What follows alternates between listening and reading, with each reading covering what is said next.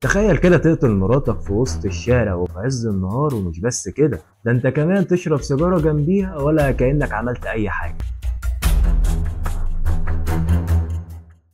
جريمة قتل حصلت من زوج ستيني مش هتستوعب حتى سببها ولا نهايتها. في بيت بسيط في بولاق الدكرور، أسرة مكونة من أب وأم وشوية أطفال، عشرتهم كملت 10 سنين، والنقطة دي بقولها علشان سن الزوج 62 سنة، يعني اتجوز وهو في سن ال 52 سنة من عمره. الحياة كانت كويسة بين الأب والأم، وكانوا بيشتغلوا عشان يكفوا مصاريف بيتهم، لكن الزوج بدأ يلاحظ تصرفات غريبة على زوجته، وكل التصرفات كانت بتوحي إن في حد تاني في حياتها. ساعتها بقى قرر يراقبها ويشوف هي بتعمل إيه، لحد هنا ما حصلت الصدمة اللي ما كانتش على البال ولا على الخاطر. اكتشف فعلا إن هي كانت على علاقة بحد تاني، فحرر محضر وبلغ عنها، بس مراته طلعت منها. وهنا بقى اتقسم الناس لنصين، نص شايف ان هو بقى شكاك جدا عشان كده بلغ عنها، والنص التاني شايف ان هو اصلا ده الصح اللي عمله.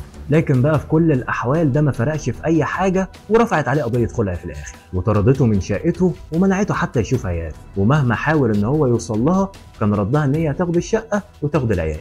وفي اللحظه دي قرر ان هو ينتقم، لكن مش لا سمح الله ان هو يتجوز مثلا، قرر ان هو يقتلها بس. فضل مراقبها كل يوم لحد ما يشوف هينفذ المخطط بتاعه ازاي. وفي يوم من الايام استناها قدام المدرسه بتاعتها وهي رايحه الشغل، وقرب عليها وطلع السكينه من جيبه وطعنها عده طعنات جنب قلبها لحد ما وقعت على الارض وساحت في دمها خالص. وسط صدمه من الكل من اللي حصل، وحاولوا ان هم ينقذوا الست، لكن طبعا فشلوا.